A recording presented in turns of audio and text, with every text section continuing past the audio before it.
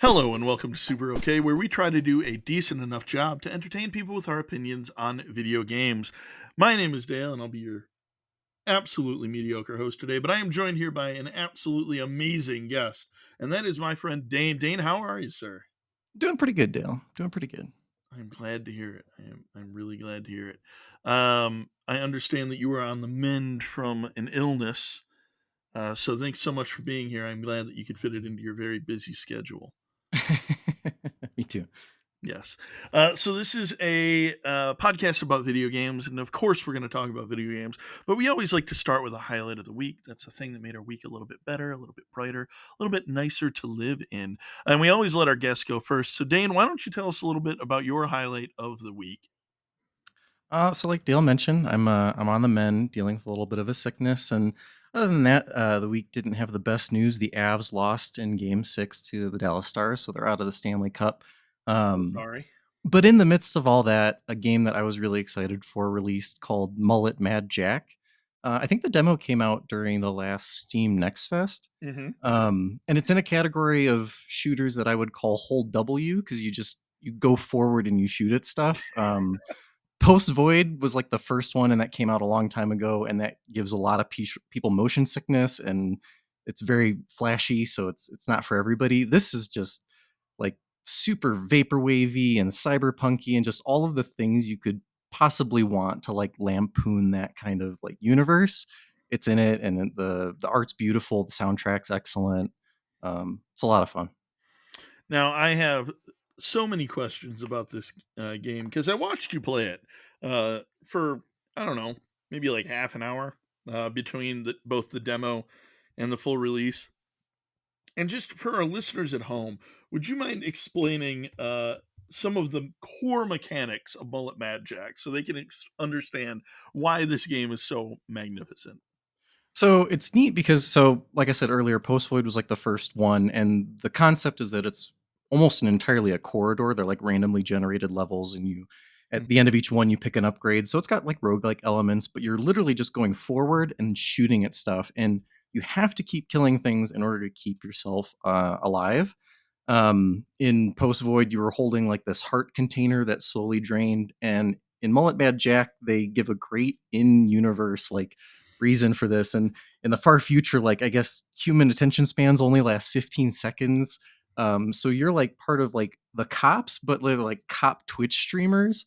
So like people are watching you kill people, and that I guess pumps blood into your body and keeps you alive. So you've got like a cell phone in your hand, like counting down like how long you have to live, and at the end of each level you see like the comments and stuff going like in the corner like it's futuristic Twitch. It's pretty wild. You're saving the influencer princess. Like it's amazing. Everything about the theming of this game is like a 100% home run.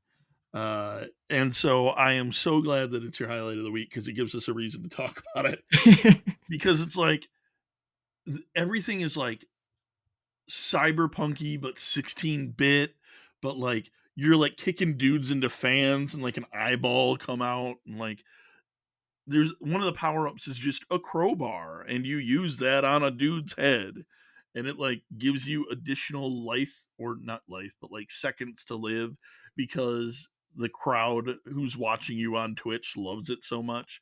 Like it's just everything about it is both amazing and also 100% to your point lampooning the types of games that would normally do this. The yeah, it, satire is so good. yeah. There's a lot happening in that game. Yeah. It's awesome. And also, like, correct me if I'm wrong, but it's like there's a bunch of like hidden passages that you can take, and like it's like a pretty branching, like, yes, it's a corridor, but there's a bunch of different branches. Is that accurate? Yeah, and as you get deeper into the game, like you get to see more, and there's different types of environments, and it does like continually mix things up. There's like environmental hazards and stuff like that, both for you and things you can like just push people into. Mhm. Yeah, I was a big fan of Bulletstorm, because of how creatively it lets you kill people, Mm. and this kind of does the same thing, but, like, on absolute dopamine overdrive. Bulletstorm is epic, right? That's why we're not getting another one of those? People Can Fly, if I Okay. remember correctly. Might have been, Epic published. published by Epic, though. Yeah, but man, it was good.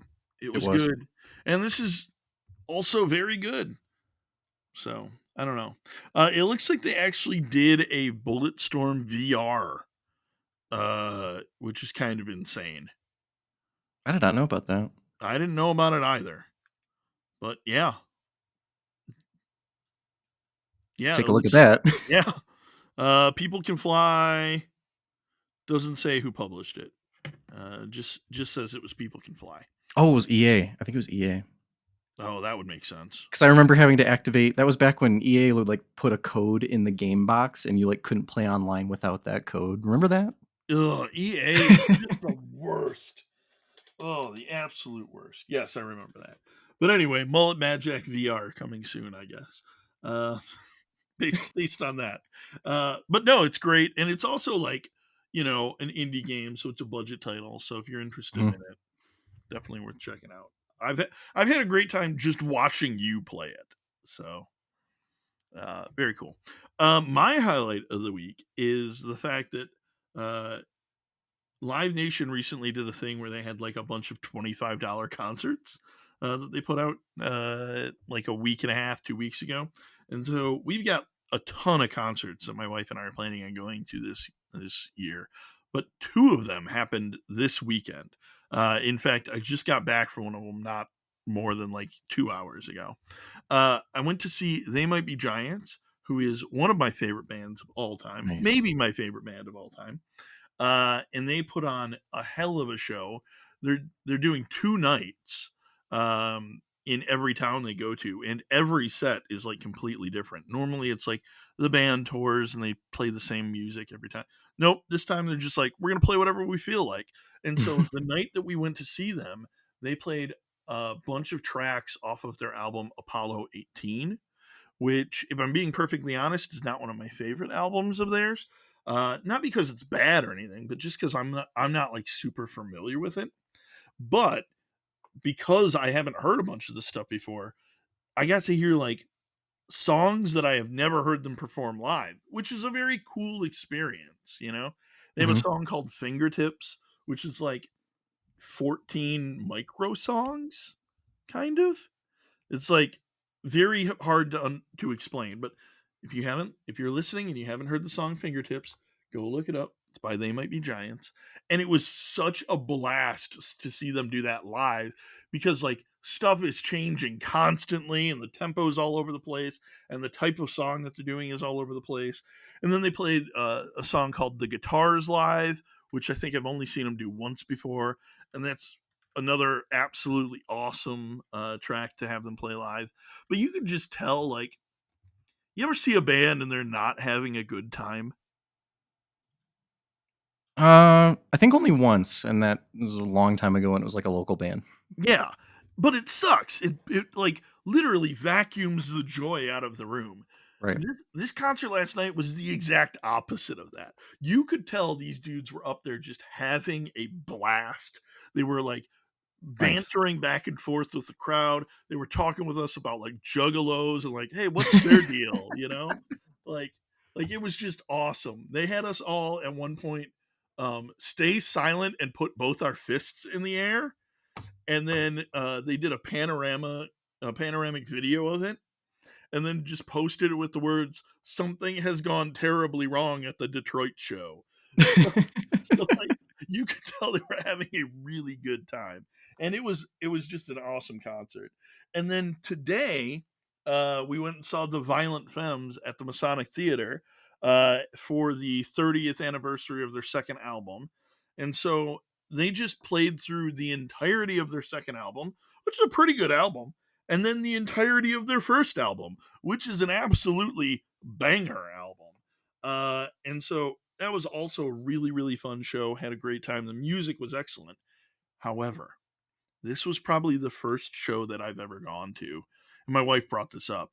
where the crowd was almost exclusively Gen Xers, Okay. and they fucking sucked, dude. Like, the whole time the band is playing, they're just, like, talking loudly over the band. Oh, Like no. we were seated at the end of a row, and there were actual seats, and the people in the middle, like, no joke, got up, like, 6 times to go get more beer, and it was just, like, absolutely ridiculous. Like, some doofus somewhere in the pit brought a fucking beach ball to an indoor concert. Like, what are you even doing? Did you forget how to, like, music? Like, Gen X put out some good stuff. Like, what are you doing, crowd? You all suck. It was terrible. The crowd was terrible. And the worst part was, like, they played the songs in order. So you knew what was coming. And Right. so they played uh most of the hits on the first album are in the beginning. And so, like, as they got to the second half of the album, the crowd just disappeared. He was like, "Oh, we heard the hits. We heard the songs that were on the radio. We're leaving." And so it's like, that's just a What? deflating thing. Like, fuck you guys. Like, people showed up late, talked through the whole album, and then left after, like, not Blister in the Sun, but, like, one of their other bigger songs, like Mhm. that. And so it's just like, what the fuck are you doing? Why are you even here? Like, I hated him. I hated him so much. I hated him so much that I was mad when, like, one of their bigger songs came on, because I was like, "No, these fuckers are gonna enjoy this, and they don't deserve it." That's amazing. Yeah, I mean, I don't know. It was a real spite my nose or cut off my nose to spite my face situation, but I was like, "God damn it, they're gonna play Gone Daddy Gone, and all these assholes are gonna stand back up and pretend like they've been paying attention the whole time." Like, fuck you. Yeah. Whatever. So, yeah.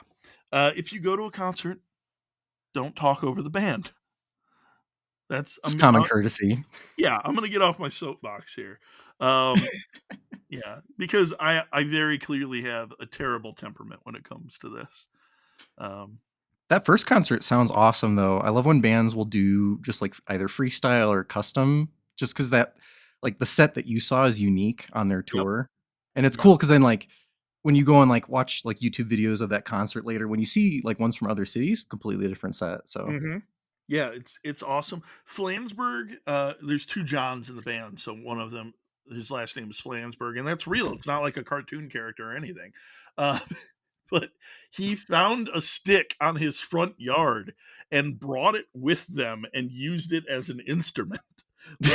Like you could tell they were having and he brought it out as though it were like a mystical artifact, and, like, waved it over the crowd and was, like, spinning it slowly and just, like, having an absolute blast. And then they talked about, like, how do we get a touring case for this stick?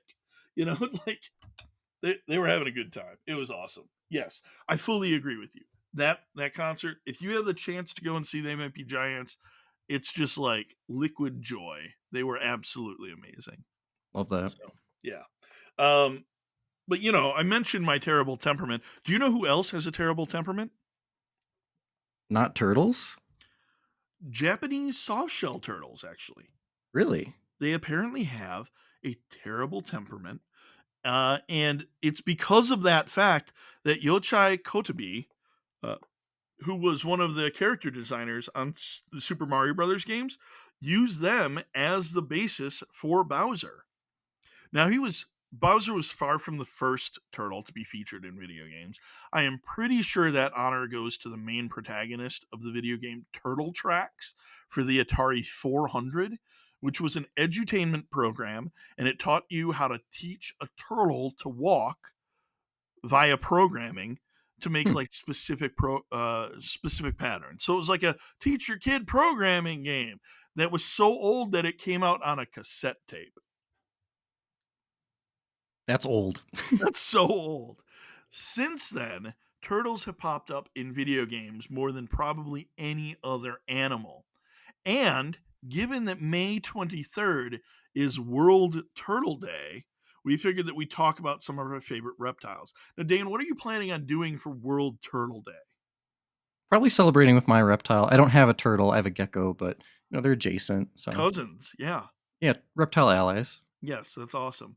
Um, According to National Day Calendar, one of the ways to observe World Turtle Day is to figure out what kind of turtle or tortoise is native to your region. Um, because there's so many different species of turtle that you never know when this information might come in handy. So there's that. Also, the founders just want it to like be a reminder that turtles are awesome and that we should be preserving them whenever possible. Uh, Absolutely. yeah, so really great. In honor of that, we're going to talk about it. So put on your favorite zombie makeup because I like turtles. Uh, all right. So let's go with a very easy question that is probably going to have a hard answer. Dane, who is your favorite video game turtle? So I did have to think about this one. Yeah, Um, there's a lot of them. there's a lot of them, and I had to go with, Cap'n from the Animal Crossing series. Mm, The name Cap'n, of course, meaning captain, but also derived from the Japanese kappa, which is like a mystical, turtle spirit. I think hmm. they've shown up quite a lot in Japanese media. Yeah, they've got like Um the monk haircut, right? Yeah, yeah, yeah, yeah, yeah. Yeah. Um, yeah, super weird looking I think they live near, like, bridges or, like, ponds and stuff like that, so Hmm. troll-esque almost, but, Cabin's been in, like, almost every single Animal Crossing game. I'm not sure if he's in Happy Home Designer, but he's in all the mainline titles, and in 2 of my favorites, Wild World and New Leaf. In Wild World, he's, like, your intro character, like, he asks you, like, all the beginning questions, and he gets you to town, and then in New Leaf, he runs like a boat shuttle service that takes you to like a tropical island where you can get extra items. And it's awesome because on the way there, he talks to you and sings you like a little maritime song. And if you interrupt him, he'll have some terse words for you. He's just a great character. That's awesome. I love anybody who has a song that they really want to sing to the point where they will yell at you if you stop them. Right. That's absolutely amazing. Dude, if you look up the Wikipedia page for Kappa, these guys are weird as hell. See, they look kind of funky, right? Yeah. Apparently, there are a few ways to escape a kappa if you're confronted with one. They're obsessed with politeness. So if you make a deep bow, it will return the gesture.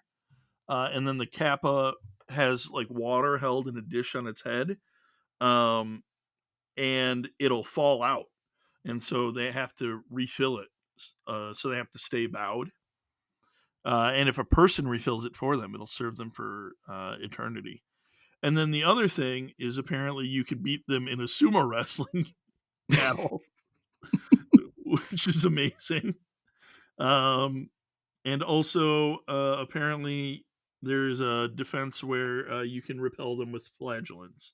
So Okay. All right. there's a bunch of different ways to get away from them. But Cap'n is a really really good choice, man. He's real fun. Um, my pick is Lemmy Koopa from the Super Mario series. I love him. One, he is always depicted as being dizzy, which is just like a primo characteristic for any character. Two, he's named after Lemmy Kilmister from Motorhead, which is if you're going to name someone after something, it might as well be someone from Motorhead. Yep. 3. In Super Mario Brothers 3, he rides around on a ball, which is both a ridiculous mode of transportation and a wildly impractical attack method. And I love him for it. It's like this guy's zany as hell. He is named after a punk musician who is known for being like absolutely out of his mind. And they translated that to video games perfectly. I feel like a lot of people don't, like, give enough recognition to, like, the lesser Koopas. We talk a lot about Bowser, but, like, having, like, his henchmen all being named after, like, different, like, musical genres or artists and stuff, like, Yep. Nintendo loves music and, like, the latest Mario game being very music oriented, it just makes sense. Yeah. Yeah, man. Everyone it look if you haven't yet, look up the names of all of the Koopalings. Every one of them is named after an absolutely amazing artist, and it is worth going to figure out like, hey, who are these characters named after? Because they all rule. So definitely worth checking them out. One of my favorites, Roy. Uh, Roy Orbison is one of the Koopalings. So like you're gonna love them. You're gonna love them. Yeah. Anyway, um, all right. So turtles are, we talked about how there's so many of them, and they're in all sorts of games. What is it about them that makes them a popular choice for video games? And I kind of wanted to go first on this one because I firmly believe that turtles have a bunch of different individual characteristics that make them super malleable when it comes to how they are characterized in video games, right? So when you think Mhm. about it, it's like, okay, they can be slow, but you can characterize that as someone who is like older and wiser, right? Because they live a long time. Or you can Mhm. characterize that as somebody who's like slower when it comes to like mental facilities. So it's like, oh, maybe they're like a little dumb and a little goofy and that sort of thing. Like Lemmy, for instance. Yeah. Um, or it's like, okay, you can do the exact opposite of that, where, oh, a fast turtle is like comedy gold, right? Nobody expects it. This turtle can fly all over the place. A turtle called Flash, and you're like, a turtle called Flash, and then it's like he runs really fast. It's like this is great. I love this. Mhm. And then you can also do like, okay, turtle, shell, that's a defensive thing. Maybe Yeah. it's like they're big and bulky and like beefy and like can take a lot of damage and like, oh, when they really are in trouble, they get into their shell and it gives them like a defensive boost or whatever, right? So I think that all of these different characteristics of a turtle make for a particularly compelling way that you can go in a bunch of different directions with turtles, whereas like you can't do that with a bunch of different animals. Like foxes, always cunning, right? Right. Sly like a fox. End of list. Nobody's making a dumb fox. That doesn't make sense. So that's kind of my thought on this. What are your thoughts around this? I like that focus on, like, the individual aspects because I think, like, obviously, the ubiquity of turtles, them being everywhere means that we kind of, mold them into our media. I think one, like, just some, like, small part of turtles is the patterns on their back.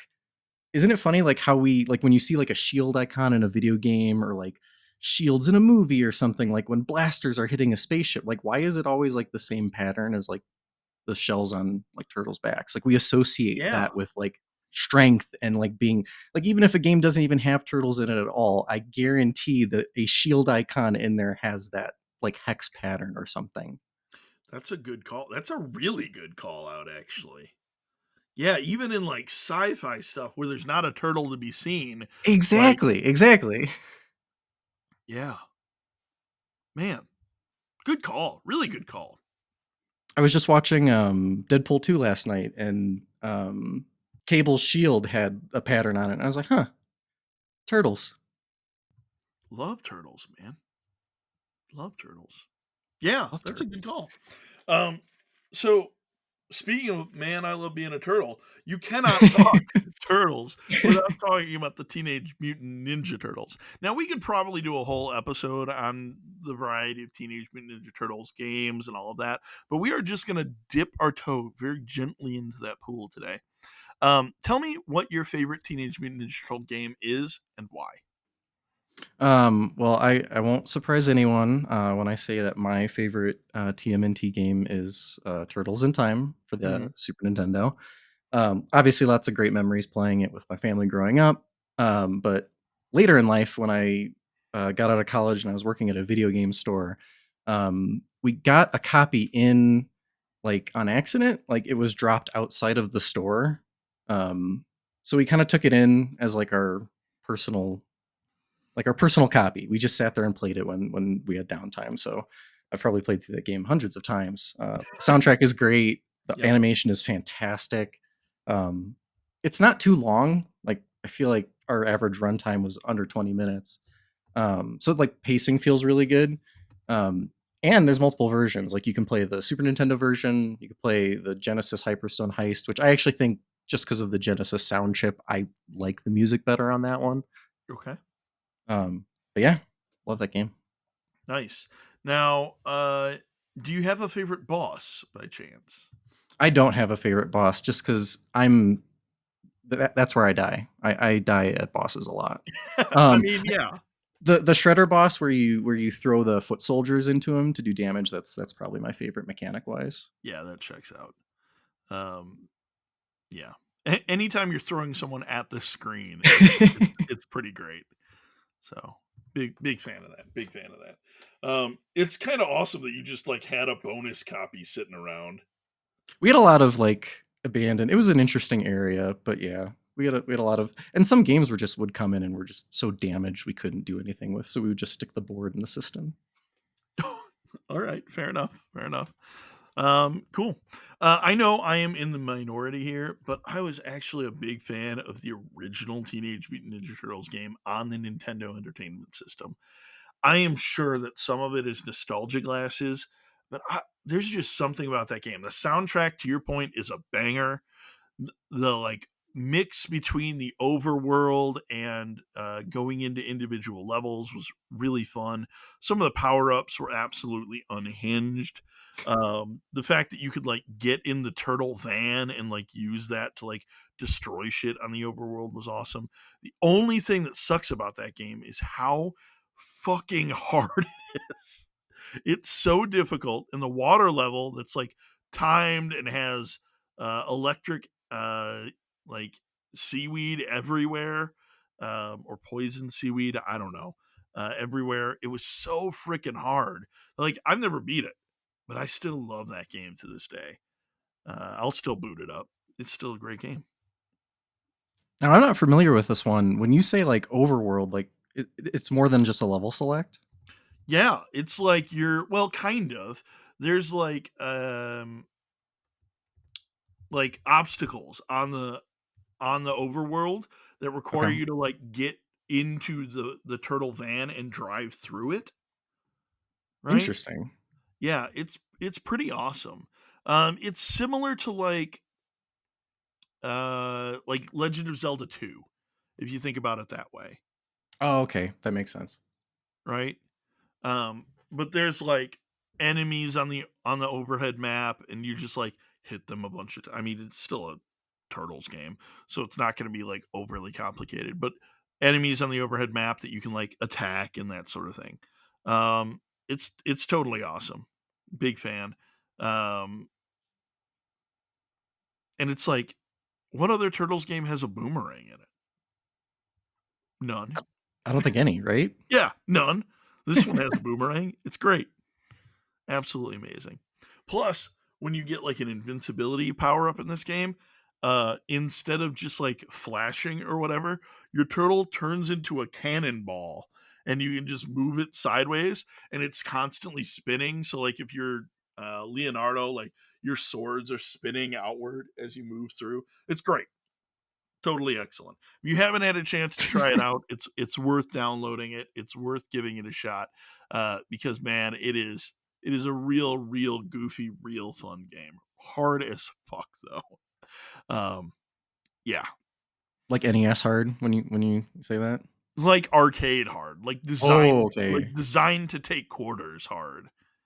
Um, even though it came out on the NES, like it was hard as hell. It was rental bait then, that they wanted you to extend that rental. Yes, 100%, 100%. Now, despite Turtles' ubiquity outside of the Teenage Mutant Ninja Turtles games, Turtles are actually rarely the main character, and instead are oftentimes like side characters or mini bosses, villains, like that sort of thing.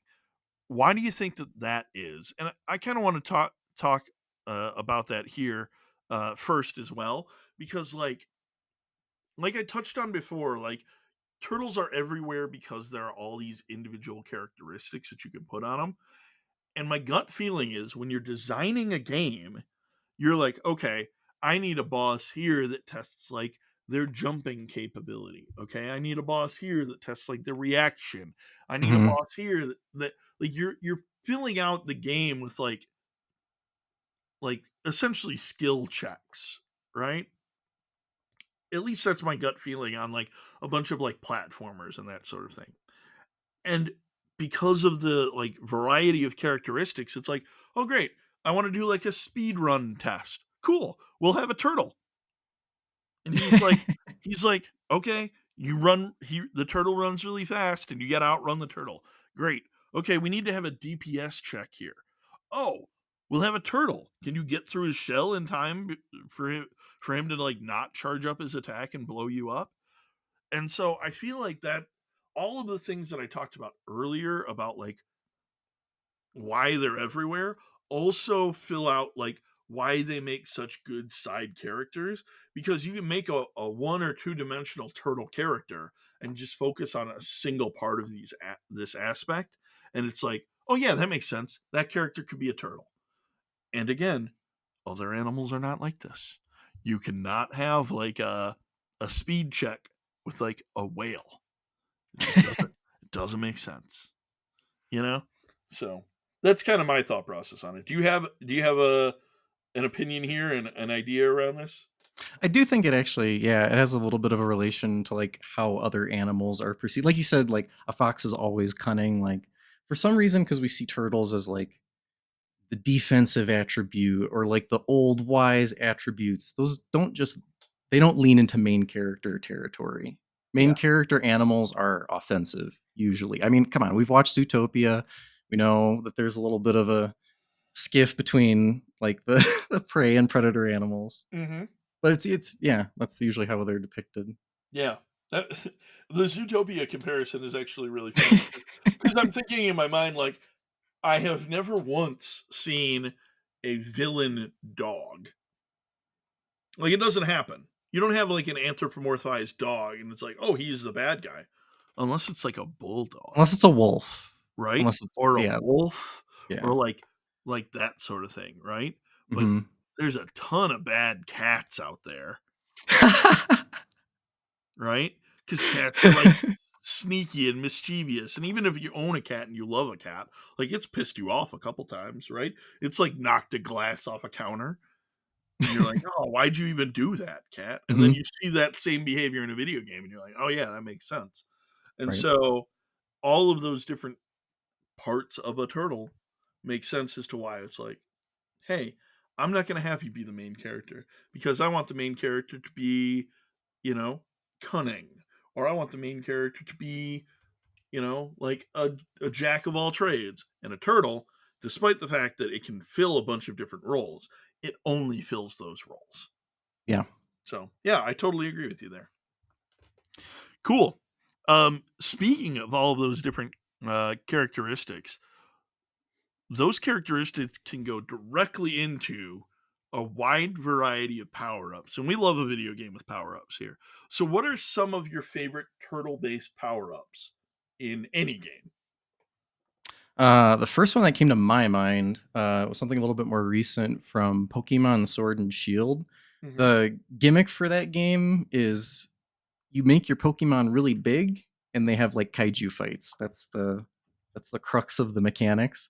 Awesome. Um, and you know, Blastoise, an already beloved member of the Pokemon community, he gets super big and he gets a power called Gmax Cannonade, which has this huge animation and does like a bunch of damage. And it's super cool if you love Blastoise and you love gladiatorial kaiju combat.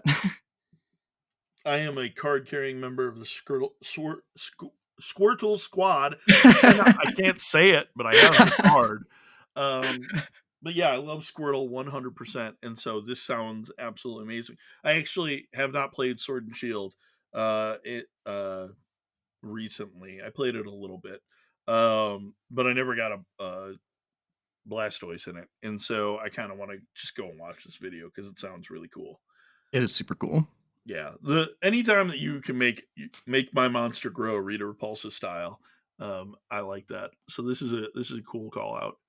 Um, as far as some of my favorites, big fan of the Hammer Brothers suit in Super Mario Brothers 3.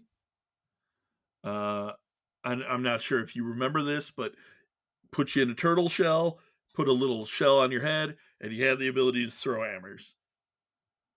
And it's just as powerful as it sounds. It's so good. It's so very good. But then my second call out is actually from a game. It's a smaller game, and it was called Nobody Saves the World. Did you play this at all? That's not familiar to me. Okay, so Nobody Saves the World is a game where you play as this like little nobody. You basically you're like nothing, right? And you gain the ability to take on the forms of different enemies that exist in the game. And so it's like, okay, you can be like a horse and it'll let you run fast and charge enemies, right? Hmm. Or you can do like a backwards kick and it deals like crazy damage, but it's pretty hard to like line it up, right? And one of the hallmarks of this game is you can like flip between these different creatures to like gain their abilities in the middle of a fight. And so one of them that you can flip into is the turtle. And the turtle is absolutely awesome. First off, it has the ability where you can charge up an attack and you launch yourself across the arena like in your shell form, and it just like you bounce all over the place and deal damage, which is totally awesome. Oh, cool. Yep. It then has the ability called Quick Charge, which lets your abilities charge up quicker. So it's got like a little bit of synergy in there. A water spray, where it sprays a cone of water at bad guys, deals damage, and it also pushes them away, which is nice from like that defensive standpoint. And then it also has a buff called Slow and Steady, where you like climb into your shell, charge up for a second, you deal damage around you, and it gives you a defensive buff, which is really cool. And then it also lets you swim around in the water, which Oh, is dang. obviously a pretty powerful ability. Not everyone has that ability, and there's like all of these different power ups that the turtle can get, where it's like, okay, uh, suddenly it's going to deal more damage because you hit with the water spray like 100 times or whatever. So really, really cool power up, really cool form, and Nobody Saves the World was a very fun game. So I'm looking at screenshots and it looks very cool. yeah, it's really good. It used to be on Game Pass. I'm not sure if it still is, but It is uh, 60% off on Steam right now. there you go. Perfect. Perfect. Yeah, Nobody Saves the World. Really, really fun little like isometric action game with some puzzly elements. It's a really good time. Cool. Uh all right, so we talked about how there are so many turtles in video games. I'm just gonna give you a chance. Talk about any other turtles that you want to. Oh, this is perfect. So one of the earliest turtles for me gaming wise, and this hmm is gonna get really obscure. So I loved the Gex series when I was a kid because the first system I had was a 3DO. Great call. Um, Wait, the first system you had was a 3DO? yeah, that does everything make sense now? No, it's so much more confusing. So yeah, like the first platformer I played before Mario and Sonic was Gex, and then eventually, like when I had an N64, I got the 3D Gex games, and in that, Gex is kind of like he kind of has like this spy-esque kind of theme to him, and Yeah, he has a butler named Alfred who is a turtle, and he's your tutorial guide. that's awesome. But other than him, one of my favorite starters, probably my favorite grass starter in Pokemon is Torterra, which is like the huge, gigantic turtle with like a tree and a rock on his back. That that's amazing. That's absolutely amazing. Dude, I'm looking at a picture of Alfred from Gex and it's insane. He has a bow tie, right? I'm He ha- pretty sure. he has a red bow tie and maybe like half like those half glasses, like the readers. It's either he has reader glasses or he has a mustache that is on top of his nose. I can't figure it out. I'm pretty sure those are readers. Okay. But like, man, what a turtle he is. He's just such a turtle. Oh man. Now it's funny that you called out Torterra because it's like there's a bunch of turtles inside Pokemon. Yeah, Pokemon's done great with turtles. Yeah, they're all over the place. And so what makes Torterra your favorite out of all of them? Like what are the qualities where you're like Torterra is my guy? or girl. Uh, I don't know what gender it could uh, be. typing is part of it. Like grass and ground is a good combination. Has access to like a ton of different moves. Like you could probably just wipe the Elite Four just with Torterra. I mean, that makes a lot of sense to me. Grass and ground is a cool combo. No other animal could pull off a grass and ground combo. Yeah. It's got to be a huge turtle. I love it.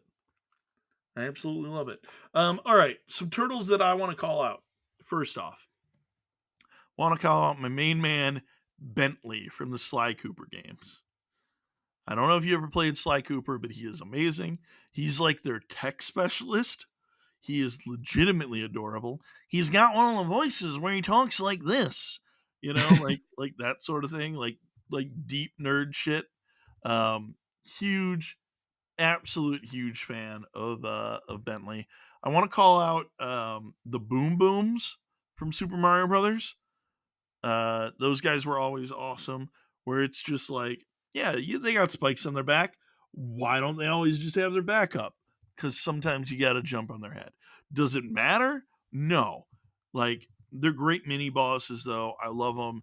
They're all over the place in the Super Mario Brothers world, and they're pretty much just great. Um, I had another turtle that I wanted to talk about, and I can't remember who it was. Oh God, I'm blanking. Bentley's a really good call out. I think Yeah. Sly Cooper is a. I don't know why that series just didn't keep going. I feel like they could have done so much more. Yeah, it's very good. Oh, I forgot about the other guy. I remembered who I was thinking of. The turtle dude from Elden Ring. He's like he's like a turtle pope. God, what is that guy's name? Oh, I haven't Oh, even played that game, and I know who you're. Yeah, Turtle Pope. uh, Muriel. That's his name. Yeah, he's like a weird talking religious turtle, and he's wearing a pope hat, and it's just like, what is even going on here? And then he'll like sell you spells and incantations and shit. And it's like, there's a religious turtle merchant in this game. I love this game. Oh, he's not a boss. No, man, he's a friendly, non-playable character. That's amazing. Yeah, he's so good. I mean, I don't know. I haven't finished Elden Ring. Maybe you played him later. Elden Ring seems to love to do that sort of shit. But yeah, just and listeners, if you haven't played Elden Ring, it's important to note that when I say he's a turtle wearing a Pope hat, you might think anthropomorphized turtle, and it's not. He's just a huge, regular turtle. So, like, he's on all fours, he's got his little feet on the ground, he's got a huge ass shell, and then on his head, despite having no hands or a way to put a hat on, there is a Pope hat. It's great. Everything about him is great. That's awesome. Yeah, big big fan of Muriel. Also, I love the fact they could have went with like Tortillio or something, but they were just like, no, man, Muriel. This turtle's name, Muriel. Of course, right? So good, absolutely great. All right, so we this episode we've got a little weirdness because we actually have two sponsored questions, and the first question is actually sponsored by Zando. Came in here and was like, "Hey, I know you guys are doing a turtle episode. I can't be on it. Here's a question I need answered." And so Zando says, "Turtles are known for one thing, speed. So we're in charge of a new turtle racing game. It's a mobile racing game that stars turtles. It's an idle game because turtle races are notoriously long, and we have to monetize it somehow. So, what power ups are we going to make available for purchase?" And Zando says you must have an ability based power up and a cosmetic option as well. So, what do you got? Okay, so I had a long think about this one, probably more than I should have taken. But so like a common monetization scheme with a lot of these games is they've done like anime collabs. So Okay. you get like like a game with like a livery system, right? Where you can like put skins on whatever. So like you get your favorite waifu on your car, your plane, your World War II naval ship, whatever you got. And people just spend crazy amounts of money on it. So just imagine, a bunch of turtles racing, and on their shells are, a bunch of anime characters like from Konosuba or something. That would just print money. Yeah, it would. You'll forgive me. I've never heard the term livery system. What? Livery I tried to Google it and I couldn't find it. livery, I think in like its original term means like a uniform, but like it's used in like airlines refer to their like paint schemes as liveries. Cars like Mm, sports car manufacturers for like racing refer to it as a livery. If you play Forza, you go into the customization, it's a livery system. okay. So to a layperson, you're talking like transmog maybe. Yeah. Okay, cool. Yes.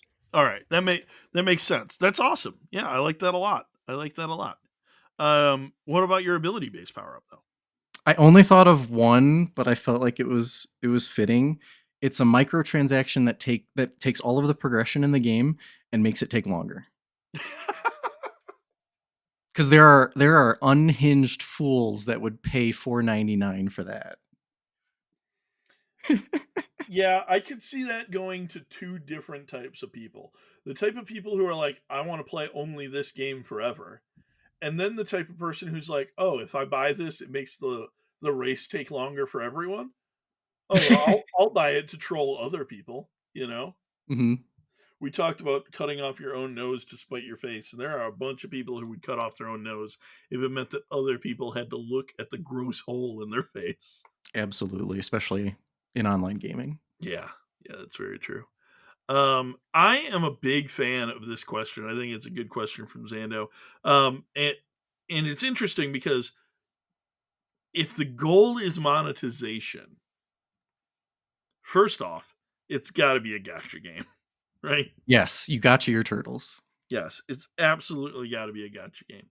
And then all of the turtles in this game are like knockoff versions of famous turtles, like Da Vinci the Turtle, and he uses like twin daggers, or like Wowza the Turtle, and he breathes fire, right? And so that's going to print money in and of itself. And the best part about it is it's like that monetization is both the like cosmetic piece and also the ability piece, because every Mhm. turtle is like, okay, who's your favorite turtle? Great, we've got a bootleg ass Timu ass version of it, and now it's like, great, Timu Leonardo da Vinci or whatever I called him. He also has like these twin daggers that make him more effective in combat. Oh, but now like, it's October, you need spooky Da Vinci or whatever, and he's got a different ability. Oh, no. So it's just like you can just do this forever. It's like, "Oh, you're playing that turtle game, huh? What are you doing it? I collect the turtles." "Oh, and that's it?" "Yeah, it's worth it." "How much have you spent on it?" $8,000, you know? Like, I could 100% see that.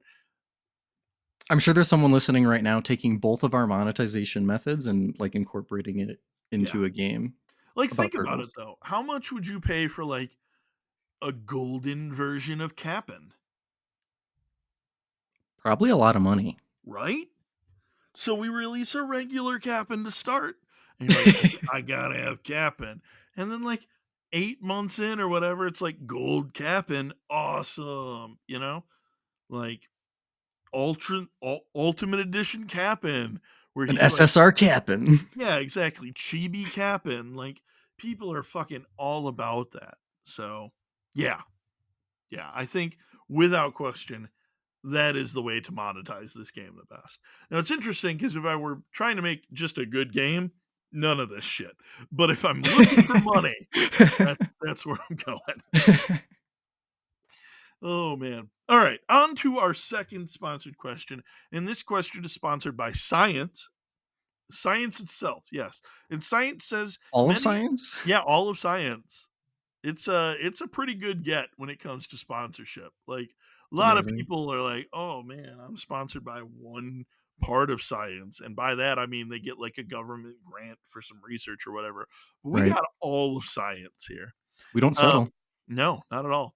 And, science asked, "Many have pondered the age-old question of, if a turtle loses his shell, is he naked or homeless?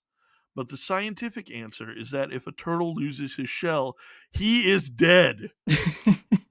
The shell is part of their skeletal system, and their spine and rib cage are directly attached to it. But a lot of people believe this since the Koopas can come out of their shell. So, with that in mind, science would like us to invent a different fake fact about turtles, something that is a little less harmful to them if possible. So, what do you got here? I took your question 100% seriously, and I thought of something that is less harmful, but not Okay. quite, you know, not like harmless entirely. Yep. And my totally true fact is that all turtles like Every turtle. Nickelback, They like all of them. Nickelback? Every single turtle likes Nickelback at least a little bit. Like if you turn on Photograph, like they're in it. Like they're in it. They won't say it in like casual conversation, but you get a what is it? Rockstar playing on at the restaurant or bar. Sure. Yeah, they're singing along. Oh, man. That's amazing. I don't know if that's harmless though. I don't know if that's a harmless rumor. Here's the thing, I know for a fact I would never wanna go to, like, a turtle karaoke, Yeah. you Mhm. know? Yep. Oh, man. I don't wanna hear some, like, Bentley singing "How You Remind Me."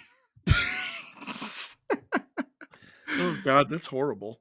I think we can do that with AI technology. We probably could, actually. We'll add it in post. What could go wrong? Oh, man, I had to Google Nickelback songs, by the way. That's Anyway, probably a so good thing. I mean, I guess so, except now it's in my search history.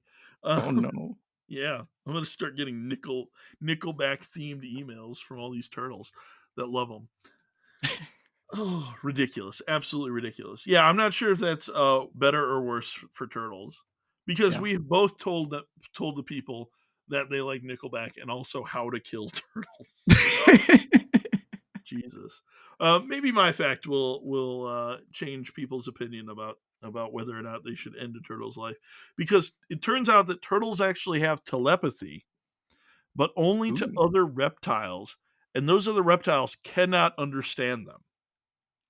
And this means that a turtle's life is one of intense loneliness, where they are constantly putting out greetings into the world and never hearing back from anyone. However, it is made up for it by the fact that the box turtle has a huge hog, but unlike the box turtle, does not have any alliteration, so everyone forgets about how well endowed they are. That did not end how I thought it was going to, given how it started. No, man, they're sad, but yeah, big old wieners. I find that like first part though like heavily believable though. Like I feel like there could be a lot of animals that are smart enough to understand like what the other animals around them mean, but like no one can understand them. Yeah, I I firmly believe that turtles have telepathy. I mean, it just makes sense. The alliteration is right there, right? The more I look at it. Yeah, the more I think about it, the more I've convinced myself of this fake thing that I made up for a Yep. joke. Oh man, absolutely insane. Do you have anything else to bring up around turtles, Dane? I would just like to point out that when turtles was brought up as a subject, I was like, I'm not going to have anything to say about turtles. Turns out I had a lot to say about turtles, and They're that freaking surprised me. everywhere, They man. really are. They're like in video games, they're all over the place. Absolutely. We could do a second episode on turtles next World Turtle Day or whatever. Mark your calendars. Yeah, we're doing it.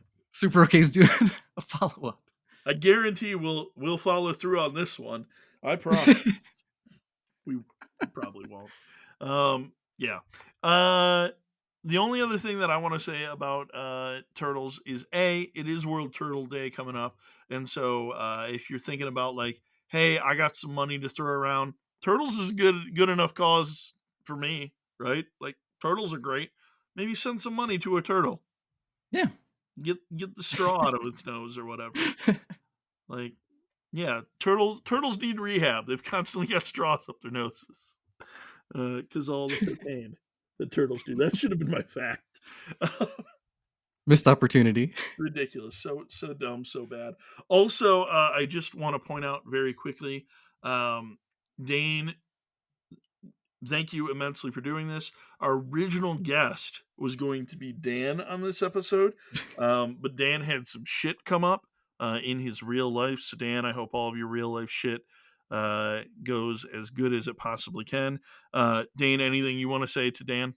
Made it on 2 before you made it on 1, buddy. Fuck you, Dan. Yeah, absolutely true. 100%. You got anything you want to pitch? I'm Brain of Dane on Discord, and I'm in the server quite often. Come hang out and watch Mullet Mad Jack. Dude, it's a real good time. That game is much better than it sounds. I don't know, Like, anything with mullet is that's usually a plus in my book. you know, it, it's weird because I was at a bar the other day and I was like, actually for Tubbs's birthday, we were at this bar and there were so many mullets all over the place, and I was like, "What the hell is going on? Like, are they back?" Like, I didn't understand it, and I turned to my wife, and she's like, "Oh yeah, the queers have taken the mullet. Like, it's theirs now." And I'm Let's like, go. "Okay, like, awesome, I guess." So mullets are apparently like they're like back, like for real, for real. I don't know. It's insane. I saw a woman today who had a mullet rat tail combo. So who knows what's going on? That's awesome. Yeah. As far as me, you can find me on in the Discord or on Blue Sky as a 20-sided ninja.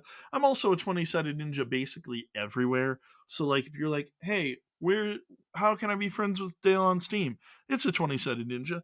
How can I be friends with Dale on Xbox? Because I want to play, I don't know, whatever's on Game Pass with him. It's a 20-sided ninja. Feel free to friend me any of those places. I'm gonna friend you. I ain't afraid. It'll be He's a fun. friendly guy. Yeah. You know what? I've heard worse. I've heard worse. So cool. All right, awesome.